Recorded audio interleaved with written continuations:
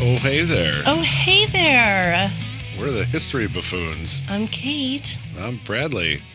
How are you today? I am well. How are you? I'm very good, thank you. Excellent. Yes. I recently had a birthday. You did, yeah. And I got sick. You did, yeah. And I found out this morning that it was probably because I missed my pills that day. Well done. Yeah. Well, I mean, at least hopefully you've narrowed it down to why you weren't feeling good. Hopefully that was it. Or why you were feeling off, I guess. Yeah. And I'm going to go to the doctor and everything. So I have a doctor's appointment coming up in a couple of weeks because that was like the first time I could get in. Right. And my calendar aligned. Right. I'm going to keep that appointment because I need to establish care somewhere anyway. But sure, makes sense. Now I'm just a dumbass who forgets her pills. But I have a cake waiting for me. Huzzah. I know. That'll be nice for you. Yeah, my friend Sam made a lemon raspberry cake, and I'm excited to try it. Lemon sounds delish. Delish. Like, really refreshing. It is. Like our drinks. Oh, my goodness. We don't have beers today. We're taking the beer day off. Yep. We got ourselves a Starry. Yeah, so it's got lemon in it and lime. Did you hear about the whole name change reason? Yeah, from Sierra Mist to Starry. They let the copyright lapse, and they couldn't get it back because someone else took it. Someone else took. I heard it was like a adult dancer. Yes. Who took it? Yeah, it's something like that. I don't know if this is right. It was something like that, or this chick who claims to be a airline stewardess but does like porn with all the people. Oh, okay. Or something. I heard two different things. Yeah. Whatever. Either way, whoever did that got fired. Anyway. Well, I mean, whoever let it lapse got fired. Way to go on that. But Starry is still delicious. So cheers to our lemon lime soda. Yep, it's lemony. It's lemony. All right, what do we got today? So today we're going to talk about Robert Smalls. Like, you're killing me, Smalls? Wouldn't that be cute? But no. Robert Smalls stole a ship. Like on the water ship? Yeah. Well, okay. I mean, it was docked. Spaceship? Oh, no. Okay. A water ship. Yeah, an ocean ship. A water ship. A water ship.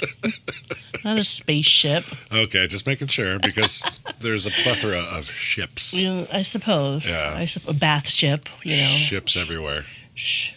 Wouldn't you know? Okay. Okay.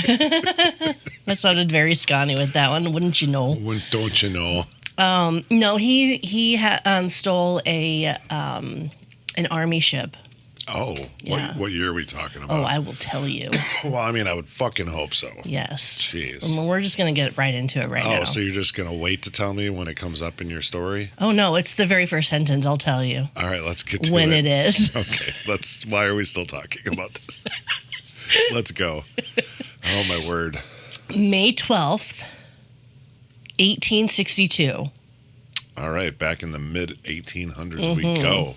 Yes, it was a quiet night in Charleston Harbor. Harbor, South Carolina. Have you ever been? I've been to North Carolina once in my life. Mm-hmm. I've never been to South Carolina. I haven't been on the East Coast a lot, just to Boston, Maine once.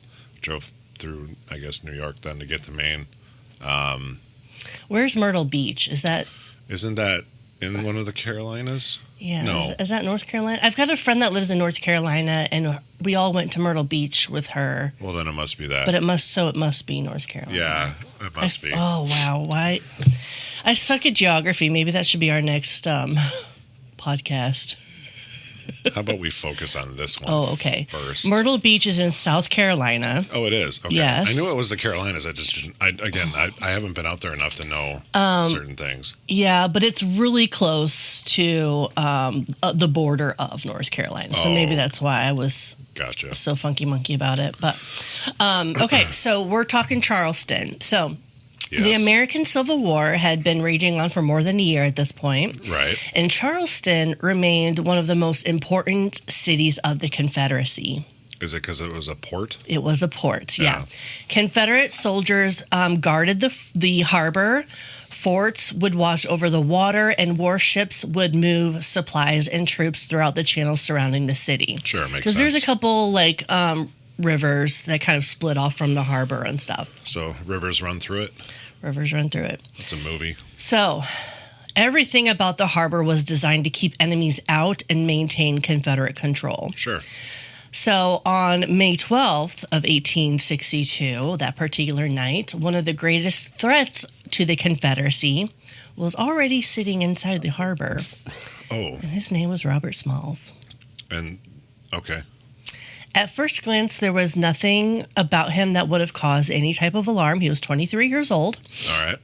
And worked aboard a Confederate transport vessel called the Planter. So he is from the South. He is from the South. Mm-hmm. Was he was he a turncoat and worked for the North then? No, but I will tell you who he is. Robert Smalls. Yes. So the ship. Oh, I will give you details. Trust me. Trust me. Okay, don't. This is like a slightly slow reveal. Oh, good Lord. Anyways. The ship was not like a massive ship loaded with like guns and artillery, but it played a super important role in moving troops and supplies and military equipment around the Charleston area. Gotcha. So Confederate officers trusted the vessel, trusted its crew, trusted the routines that it had developed, right? Yeah. So on May 12th, as the darkness kind of settled over the harbor, the ship's white officers followed a habit that they had developed over time. Which was? Rather than sleeping aboard the vessel, they left for the night and then returned to shore. Oh, so they slept on land. Mm-hmm. Gotcha. So the practice actually violated military regulations of the time, but it had become common enough that people didn't really question it. Sure, makes sense. The officers walked away expecting everything to be exactly as they had left it when they returned the next morning. Okay. Instead, they unknowingly handed control of the ship to the very man who had been planning to steal it. All right. And the risks were impossible to exaggerate. If Robert Smalls was discovered before leaving the harbor, he would most certainly be executed. Sure. The same fate would await the other crewmen involved in this plan. So he had a bunch of people that were going to do this with him. Gotcha. Yes. So Smalls had spent years learning every detail of Charleston Harbor. Okay. He knew the waterways, the channels, the tides, the location of all the forts, the signals even required to move through the harbor without attracting suspicion. Oh, sure, yeah. That's probably smart. Mm-hmm. He knew which officers expected certain whistle blasts. He knew which checkpoints would be watching. And most importantly, he knew how to operate this ship. Right. The Confederacy had unknowingly trained the perfect man to steal one of its own vessels. So before dawn arrived, Smalls intended to sail directly past armed Confederate fortifications, pick up family members and other crewmen, pass beyond the harbor defenses, and deliver the ship to the Union Navy. Okay. So was he in like correspondence with the North then? No. Robert Smalls was born enslaved.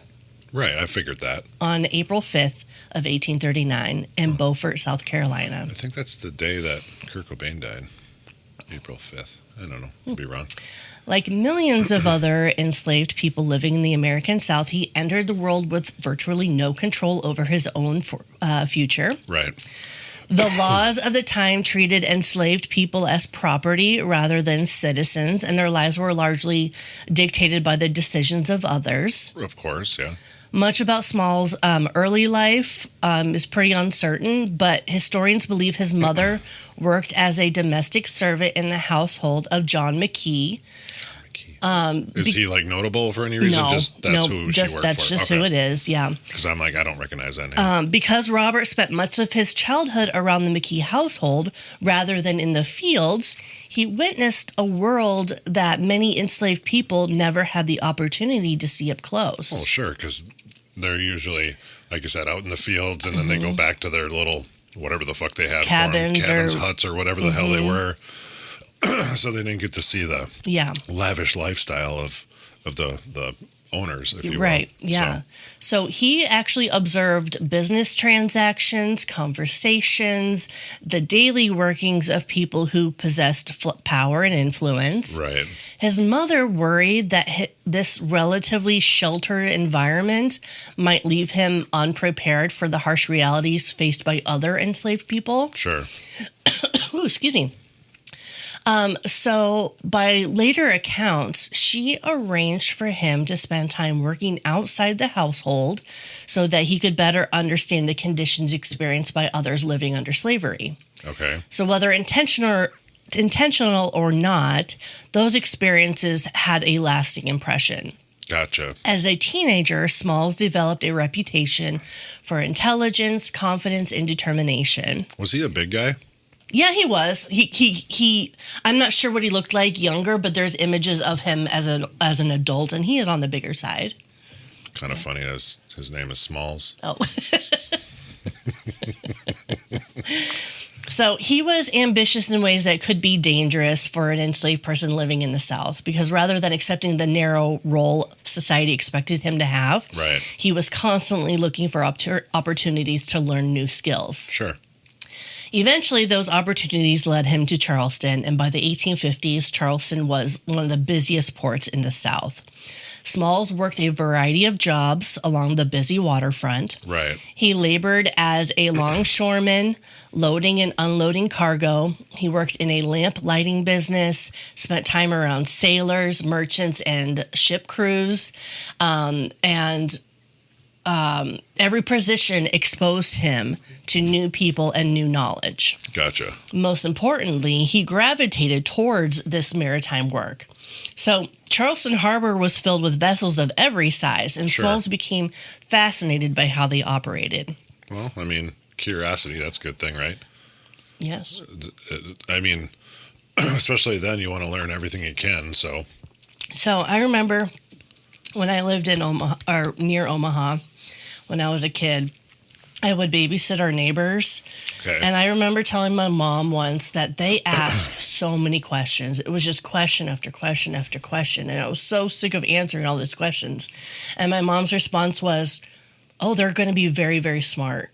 Because they're so curious and they have all these questions, they're going to be smart. I was like, oh. I used to ask my parents a lot of questions. You're smart. Here I am. You're smart.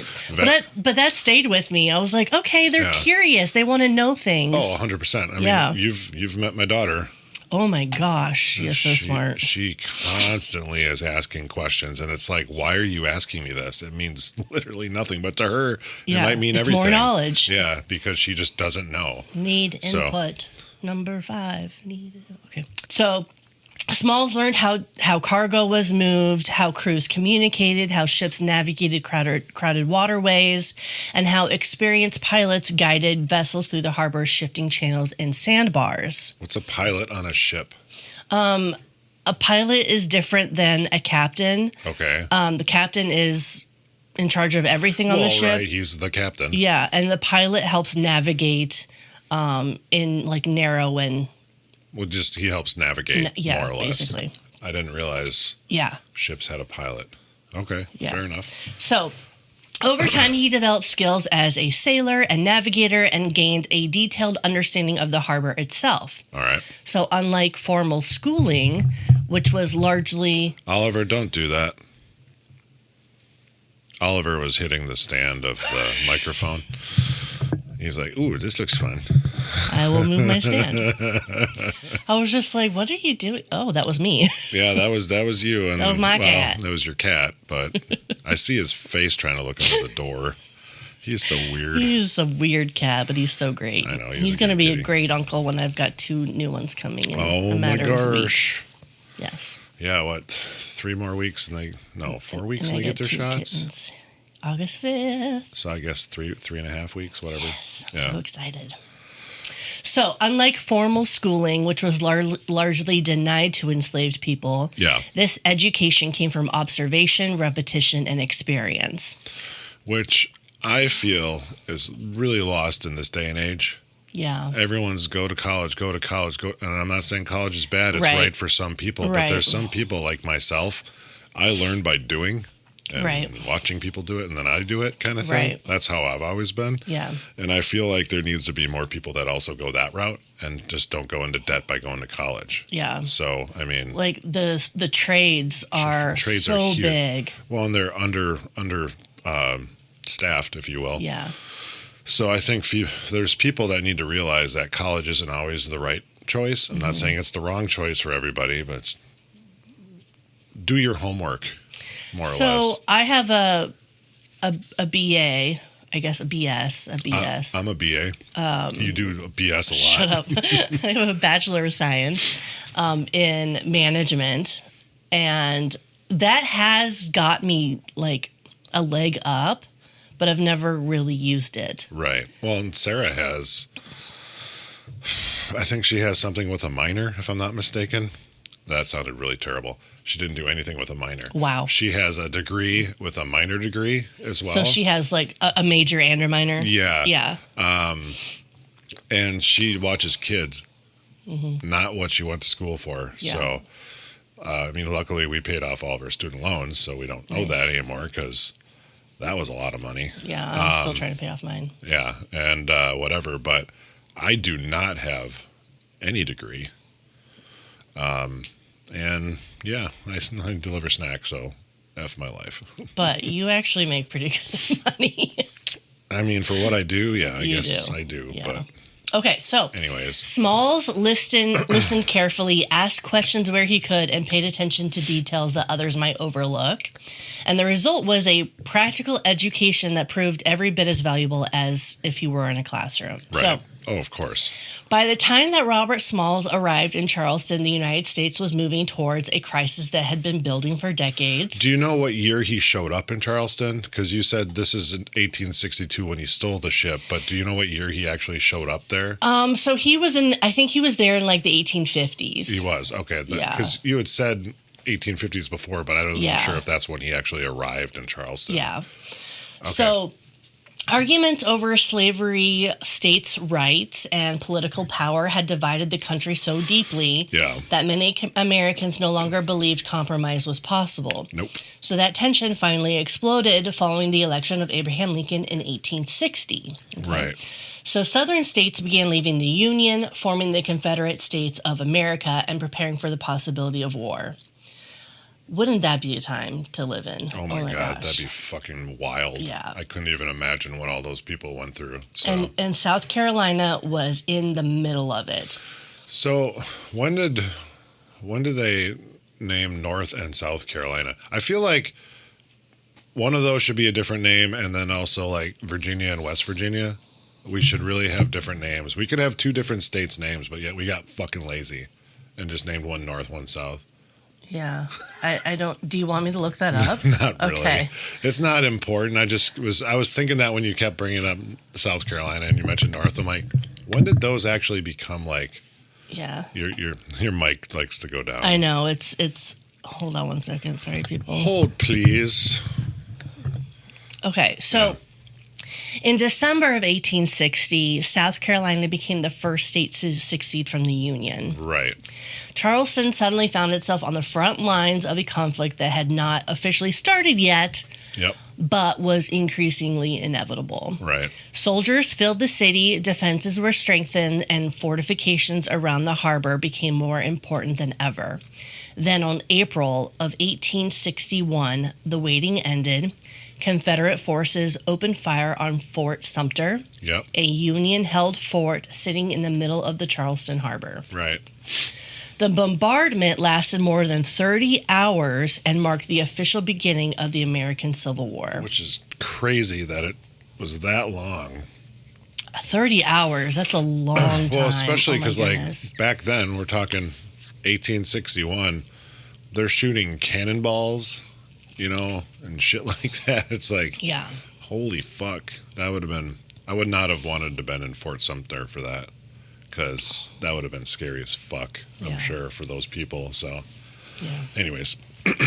For many people in Charleston, the attack represented a movement of pride and celebration, but for Smalls, it represented something very different. The outbreak of war did not bring freedom. If anything, it tightened the system that already controlled every aspect of his life. Right. Yet the war created opportunities that had not existed before. The Confederacy desperately needed skilled workers, sailors, and pilots. Yep. Ships needed crews. Supplies needed transportation. Harbors needed experienced men, who understood local waterways. Right. And Smalls was one of those men. As the conflict expanded, he found work aboard the vessel, the Planter. The Planter. Mm-hmm. Okay. Officially designed as a transport steamer, the Planter was not built to fight major naval battles. No. Instead, it was a workhorse. The ship moved soldiers, ammunition, artillery pieces, dispatches, and supplies between Confederate positions and Charleston Harbor and the surrounding coastline. The vessel's importance came from mobility rather than firepower. For Smalls, however, the Planter was much more valuable.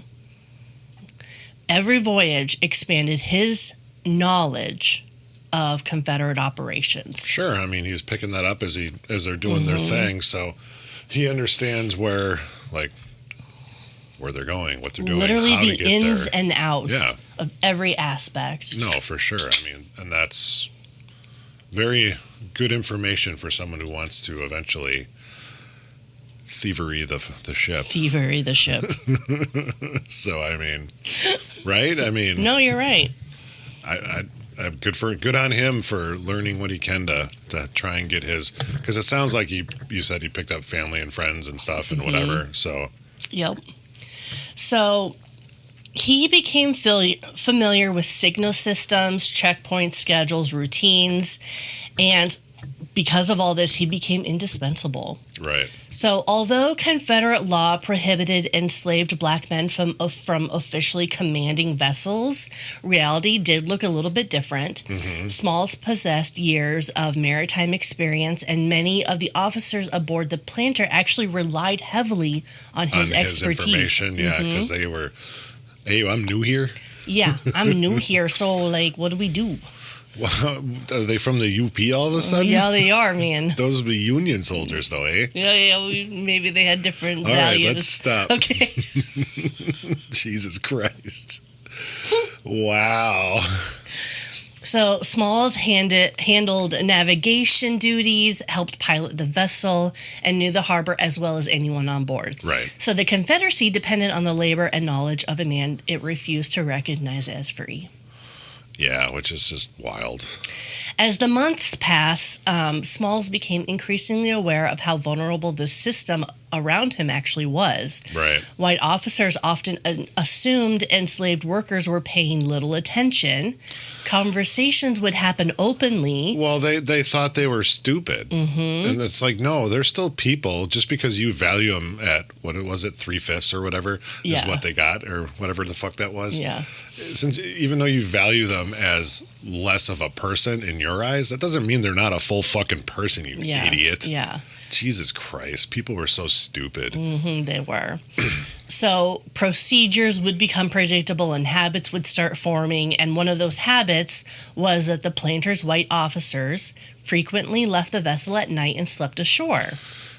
The more you describe it, the more that just seems fucking dumb. Yeah. In the middle of a war. Well, yeah. Yeah, it's like, yeah, it'll be good. It'll be fine. Nothing can happen to this. Yeah. Don't forget to grab the keys. I mean, it's like, what the fuck? You know, it's like. I think Robert Smalls is the key. Hey-o. Hey. So, military regulations generally required officers to remain with their ships, but enforcement was pretty inconsistent. Yeah. Charleston was considered secure territory, and many officers grew comfortable. Well, it's within their South. Yeah. I mean, so I get why they would feel a little comfortable, complacent, whatever you want to call it, and be like, nothing's going to happen. Yeah. it's our people. Yeah. Our people. So instead of remaining aboard, they returned to their homes, confident that everything would be waiting for them in the morning. Each time they walked down the gangplank, they left behind the ship largely operated by men they considered incapable of controlling them. And of course, Smalls noticed, because he noticed everything. Mm-hmm. The more he observed, the more he began to understand that escape might be possible. Yeah. Not simply slipping away in the dark as many freedom seekers had attempted, sure, but escaping in a way that offered a genuine chance of escape. So the challenge was enormous. You're actually on a ship. You're not just walking across the border and or running through woods trying to escape and so on. You're like, let's hightail it out of here on a vessel that can actually carry us and so on. So yeah, no, that makes sense. So Charleston Harbor was surrounded by Confederate defenses. Ships entered and leaving had to pass armed forts.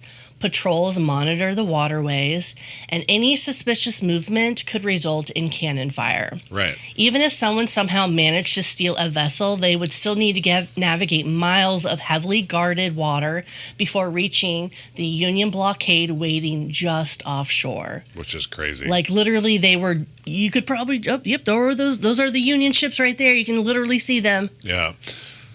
I'm curious to see how you get past that with a Confederate ship. Oh, yes, I understand. Yeah, I'll it's part of my story. Yeah, I hope so, because, Yep. So many people would have dismissed this idea entirely, but Robert Smalls is not typical people. So he began discussing possibilities with several trusted crew members aboard the Planter, and these conversations remained absolutely secret. Sure. One careless word could mean imprisonment or death. I'd say probably death, maybe imprisonment. Yeah. So the men involved understood the risks, yet they also understood the alternative. Right. Remaining where they were meant remaining enslaved. So as plans slowly developed, another question emerged. Well, what about our families? I feel like I have a sneeze coming on. Gesundheit. Whew. You know how you kind of get a little like tickle? Yeah, but it's like almost like it's painful. Yeah. Yeah, that just happened, and now my eyes are watering. But I managed to not sneeze. Okay. We could just say you're so like into this story that it's bringing you to my pearls. Are you verklempt? Mm-hmm. Okay. So escaping alone would be dangerous enough. Bringing wives, children, and relatives aboard would make the operation far more complicated. Of course. Children could cry, delays could occur, and every additional person increased the chances of discovery. Right. Yet leaving them behind is unthinkable. Well, I mean, you would literally be leaving your family like, peace, I'm out of here. I'm free. Right. Suckers. It's like, you wouldn't do that. No, I wouldn't do that to my family. It'd be like me saying, hey, Vesper, you're going to be a slave. I'm going to be free. Yeah. Good luck. Good luck. I wouldn't do that to her. Yeah. Fuck that. So Smalls' wife, Hannah, made her position rather clear. Freedom was worth pursuing, but if the plan failed, she preferred death to being separated from her family and returning to slavery. Yeah, she had the right sense of family there. Mm-hmm. So similar feelings were shared by others connected to the crew, and the decision was made. If they were going to attempt the impossible, everyone was going. Yeah. So over the following weeks, details were refined. The crew would wait for the officers to leave the ship. They would depart before dawn, and family members would be picked up at predetermined locations along the waterfront. Mm-hmm. Smalls would wear the captain's uniform and imitate the officer's posture and mannerisms when passing Confederate checkpoints. I have a pretty good suspicion that the captain was white. Yeah. How did they manage that? I will tell you. Okay. So the plan depended on confidence, timing, and luck. Of course. Most of all, it depended on Robert Smalls knowing Charleston Harbor better than any of the men trying to stop him. Right. Excuse me. By May of 1862, everything was ready. The men had discussed the risks. The family had accepted the danger. The route was planned. Okay. Now all that remained was finding the courage to carry it out. Well, yeah. Good story. Okay. I wasn't. Okay. I thought you were going to say more. No, I agreed. Yeah. Is what that was. So on the evening of May 12th, 1862, the Planter sat in Charleston Harbor as it had many times before. The ship had spent the previous days transporting artilleries and supplies between Confederate positions, and there was nothing unusual about its appearance. Right. To anyone watching from shore, it was simply another vessel supporting the Confederate war effort. As darkness settled over the harbor, the white officers left the ship for the night, and just as Smalls had hoped, they followed the routine they established over months of service. Right. The captain, Charles Relier, and other officers returned to shore, leaving the vessel in the hands of the crew until morning. Once they were gone, there was no turning back. The men around the Planter understood exactly what was at stake. Right. If they hesitated, someone might be suspicious. Correct. If they acted too quickly, they might make a mistake. Yeah. So every minute between the officers' departure and sunrise carried enormous risk, but the crew remained calm. They had spent weeks preparing for this moment. Yep. Sometime after 3 o'clock in the morning, the Planter began moving. Before the ship left its position, Robert Smalls dressed himself in the captain's clothing. The disguise was simple but effective. From a distance, particularly in the darkness before dawn, Confederate guards were not likely to notice the subtle differences. I mean, that's a pretty... It's bold. I mean, I wouldn't call it a subtle difference. It's bold, but it is dark. I mean, yeah... I guess. And these ships are large, you know, I know. So it's like... It's just, that's quite a gamble. He's not in a little rowboat right next to shore. Hey, guys. Hey. No, I get that, but it's quite a gamble to... Like, hey, this is the captain. Sure it is. You know? So Smalls also wore the captain's distinctive straw hat, because what captain of a vessel doesn't wear a straw hat? Everyone and does. It was one of the most recognizable features of this captain's appearance. Well, yeah, you have to go all out. Mm-hmm. Otherwise, hey, why isn't that captain wearing his weird straw hat? Yeah, exactly. Smalls had also spent months observing Captain Relier's mannerisms, so he knew how the officer stood, he knew how he carried himself on deck, he understood that guards at the forts would not be conducting close inspections, and they expected to see a familiar silhouette, not a perfect facial match. Right. So the Planter slowly pulled away from its southern wharf dock and entered the harbor. The first challenge came almost immediately. Confederate checkpoints monitor vessel traffic throughout Charleston Harbor. Yeah. Ships moving through the area were expected to use specific signals identifying themselves as friendly. Failure to provide the correct response could attract unwanted attention or even hostile fire. Yes. Fortunately, Smalls knew all the signals. Sure did. As the vessel approached the first checkpoint, the required whistle blast echoed across the dark water, and this response came back, cleared. Wow. So the ship continued forward. Okay. One checkpoint down, a couple more to go. Of course. As the Planter moved through the harbor, the crew worked carefully to avoid drawing attention. Nobody celebrated, nobody relaxed. The most dangerous part of the mission still lay ahead. Oh, most definitely. Meanwhile, another crucial step remained unfinished. The families weren't aboard yet. Excuse me. Before heading for freedom, the Planter needed to make several stops along the waterfront. Waiting in secret were the wives, the children, and the relatives of the men risking everything to aboard the ship. Yeah. They had no way of knowing whether the plan had already failed. They couldn't see what was happening throughout the harbor. All they knew is that if the ship appeared, they would have only moments to board. Correct, yeah. So the Planter had to go up the harbor. So they started at the south wharf. Yep. They had to go to the north wharf. Right. To pick up the families. And then they had to turn around and come back. Oh, shit. Yeah. So one by one, family members were brought aboard. Among them was Robert's wife, Hannah, along with their 3 young children. And remember, Smalls was only 23, so they were fairly young kids. I would imagine, yeah. As the final passengers climbed onto the vessels, the stakes increased dramatically.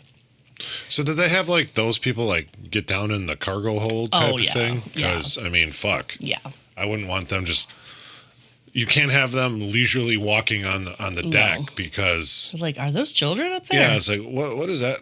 What's going on there? Let's investigate. Yeah. So I would imagine, they go into the cargo hold type deal. So for the first time, freedom no longer felt like an abstract dream. Yeah. There was one major obstacle left between the Planter and open water. Okay. And that was Fort Sumter. Yeah.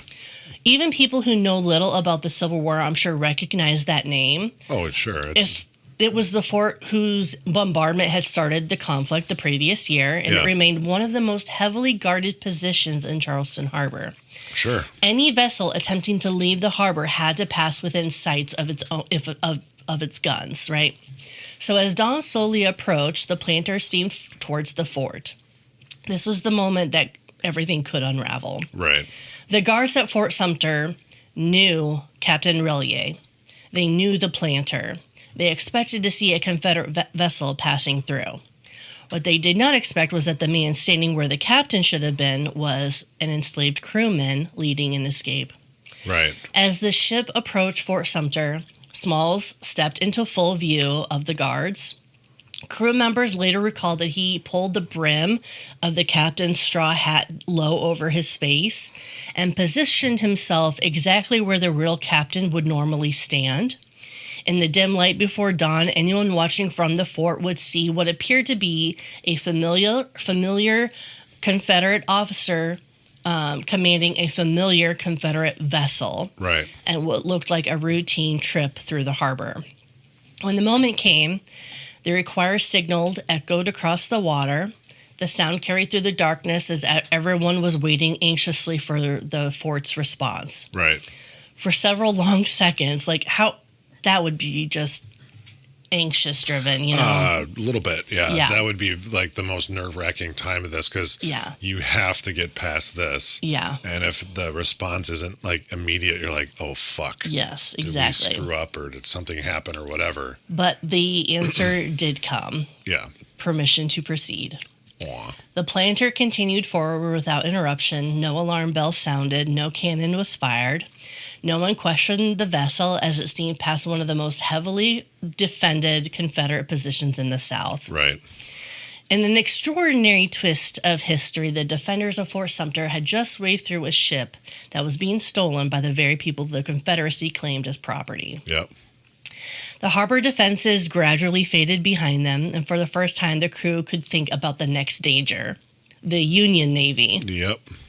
The irony was almost unbelievable. After spending hours trying not to be identified as enemies by Confederates, they now faced the possibility of being mistaken for enemies by the people they were trying to reach. Yeah.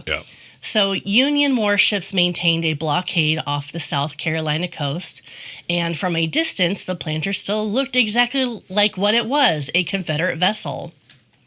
So as the ship moved towards the blockade, some aboard feared they had come all this way just to be sunk by friendly fire. Right. So Smalls acted quickly. The Confederate flags were lowered. A white sheet was raised as a makeshift flag of surrender, and the vessel continued forward. I figured they're going to do that, yeah.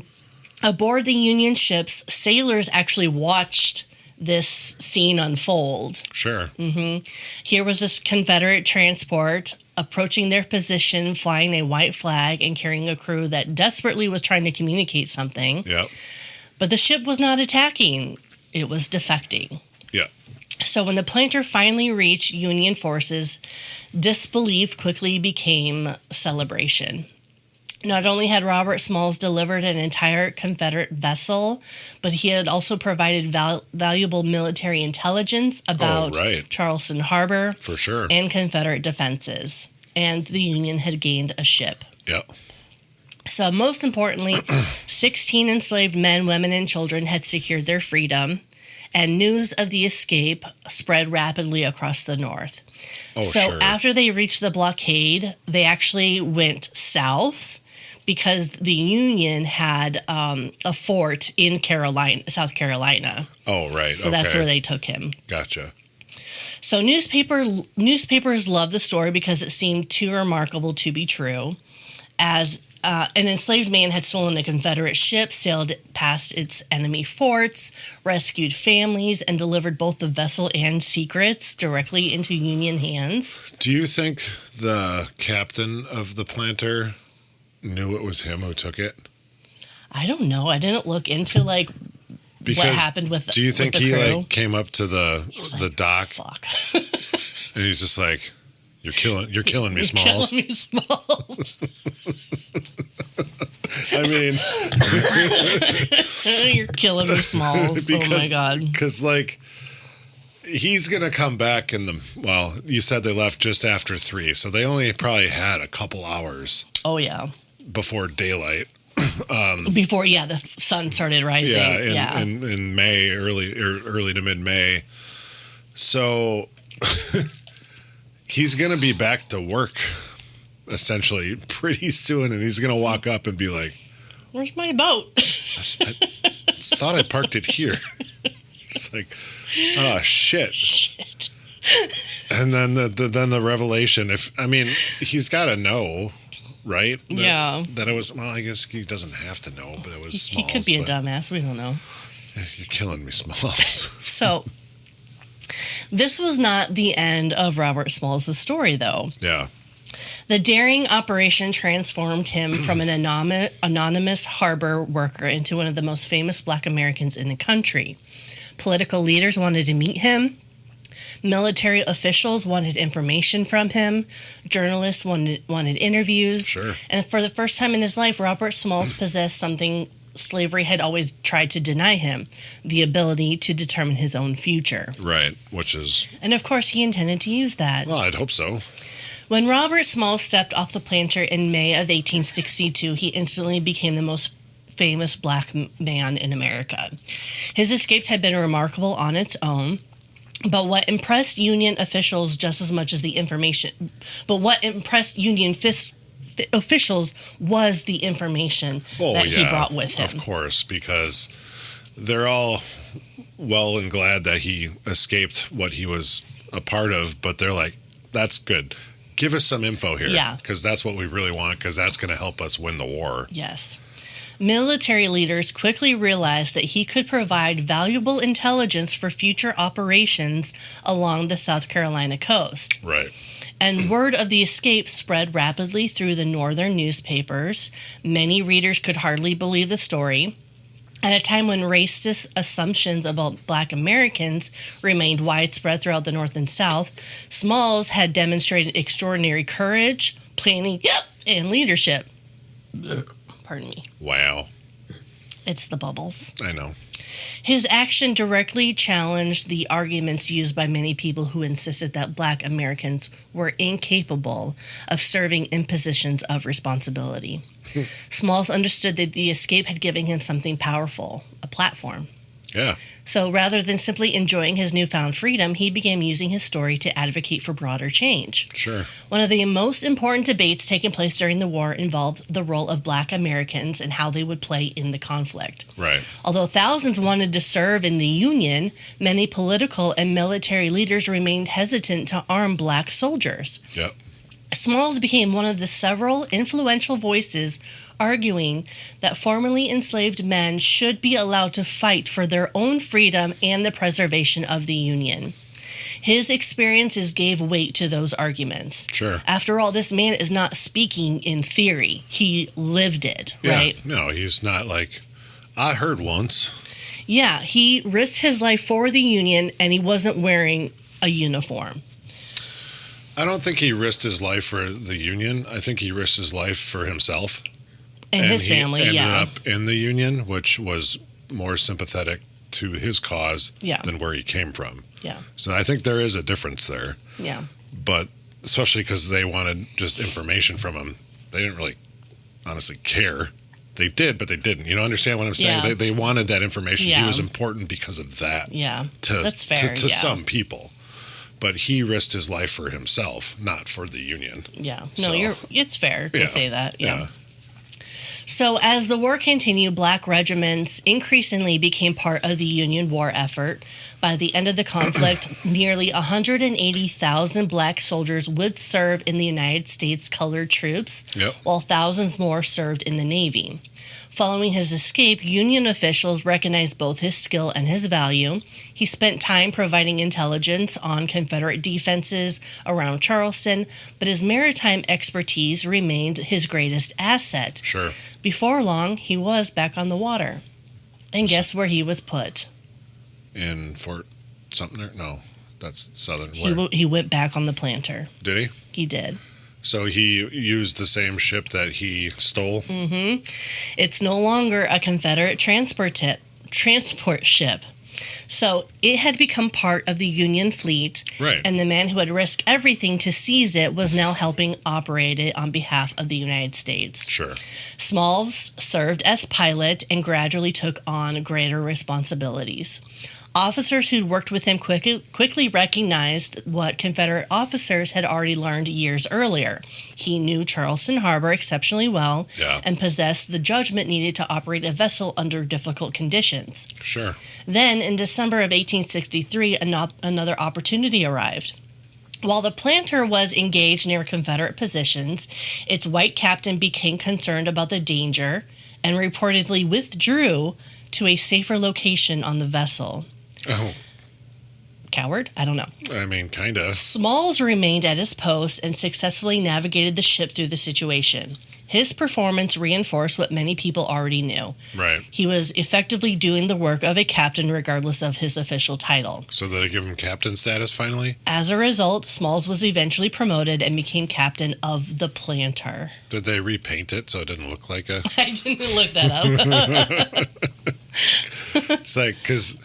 What was the original captain's name? It was Relier. Relier. Mm-hmm. Do you think he's like he's on a boat and he's like, it's my fucking ship. What the fuck? What the fuck? There it is. I knew it didn't sink. I mean, could you imagine like that guy fucking seeing it and be like, what the fuck? I should have looked up what happened to Relier. Like if he was demoted or something. That'd be interesting because, like... I'll see if I can look it up after the story. Was he, like, dude, you fucked up. You weren't supposed to leave your ship, but here you were here, and now where's your ship? Yep, exactly. I don't know. So as the war dragged on, Union forces gradually gained control of more Confederate territory. Of course. The Confederates' resources shrank, its army suffered major defeats, and by the spring of 1865, the conflict that had torn the nation apart was finally drawing to a close. Yeah. For millions of formerly enslaved people, freedom represented both an ending and a beginning. The institution that had defined their lives was gone, but enormous questions remained. What would freedom look like? Who would have political power? How would Southern society rebuild after 4 years of war? Right. And these questions became deeply personal for Robert Smalls. After the war, he actually returned to South Carolina and quickly established himself as a businessman and community leader. Well, that's good. Unlike many formerly enslaved people who struggled simply to survive in the years after the emancipation, Smalls possessed a level of public recognition that allowed him to become involved in politics. Yeah. Oh, I know who this is, yeah. Do you? I think so, yeah. I can picture it. There's a picture of him. So the period known as the Reconstruction was underway. Yeah. Federal officials were attempting to rebuild the South while determining how formerly enslaved people would fit into the nation's political system. Right. For a brief period, opportunities opened that would seem unimaginable if it happened before the war. Sure. And Smalls seized them. He served in local government, participated in state politics, and eventually became a member of the South Carolina legislature. Right. Excuse me. You're excused. These positions allowed him to advocate for public education, civic rights, and economic opportunities for black citizens. Yeah. The man who had been born enslaved in South Carolina was now helping write laws in the very state that had once claimed ownership over him. Yep. Reconstruction, though, was fiercely contested. White supremacist organizations used violence and intimidation to regain power. Political battles became increasingly bitter. Gains made by Black Americans often faced determined opposition from those who wanted to restore the old social order. Well, I mean, you're back in the South. Mm-hmm. You're not just going to change the mindset of everybody because they lost the war. Exactly. That's why the South was so hard on Black people for the last 170 years, whatever. So, you know, there's people who were deeply ingrained in that mindset. And unfortunately, there's some that weren't, of course, which is a good thing, but unfortunately, there's so many that were. Yes. So through it all, Smalls remained active. In 1874, he was elected to the United States House of Representatives. Yeah. For many Americans, the image would have been difficult to comprehend only a decade earlier. Oh, sure. A man who had once been sold and owned under the law of the United States was now helping govern the country from Washington, D.C. Smalls would serve multiple terms in Congress over the years, becoming one of the most prominent Black political leaders in the late 19th century. Yeah. He advocated for equal rights, educational opportunities, and fair treatment under the law, often speaking from personal experience rather than abstract theory. Yep. Yet perhaps the most remarkable chapter of his post-war life took place not in Washington, but back in Beaufort, which is where he was born. Okay. The house where Smalls had spent his childhood still stood. It was the home of the McKee family, the people who had enslaved him and his mother. And after the war, the property changed hands, and eventually Smalls purchased it. Aww. According to several accounts, when the former mistress of the house fell into financial hardship, Smalls allowed her to remain there until her death. That was nice. Whether listeners view that decision as generosity or compassion or practicality or something else entirely, it still adds another layer to an already remarkable life. Right. As the decades passed, Robert Smalls remained a respected figure in South Carolina. He witnessed dramatic changes in American society, some encouraging and others disappointing. Yep. Many of the advances achieved during Reconstruction were gradually rolled back, and financial discrimination remained a defining feature of life in the South. Sure. Even so, his accomplishments could not be erased. When Robert Smalls died in 1915 at the age of 75 of malaria and diabetes, oh dear, he left behind a legacy unlike almost anyone else in American history. Yeah, no, for sure. That is the story of Robert Smalls. I'm pretty sure that, I think, if I'm thinking... Well, I'll have to see the pictures you give me to put in here, but I'm pretty sure I know who this is now that I think of it. So, he was the original Biggie Smalls. What's that? Really? You don't know who Biggie Smalls is? Mm-mm. The rapper? Got shot? Mm-mm. Wow. I'm not a music person. All right, well... More education coming your way. Okay. Here's a quick AI overview of Captain Relier. Okay. Captain Charles C.J. Relier was the white Confederate commander of the steamer CSS Planter. On May 13th of 1862, while he and his officers went ashore to spend the night with their families, his enslaved crew, led by Robert Smalls, hijacked the heavily armed ship, sailed past Confederate checkpoints, and surrendered to the Union blockade. Because Captain Relier had violated standing orders and left the ship unattended with a vulnerable cargo, he and his fellow officers were court-martialed by the Confederate military. Stupid, dumb idiot. Wow. Whoops. I figured it wasn't going to be good because you're in the middle of a war. Or the beginning of one, whatever you want to say, and you just let your ship get stolen. That's not going to bode. Oh, all right, fine. Here's another ship. Carry on. Carry on. It's like, no, you fucked up, dude. Whoops. And there is no Hollywood feature film on Robert Smalls, but there's a couple biopics that are out there. So okay, fair enough. Yeah.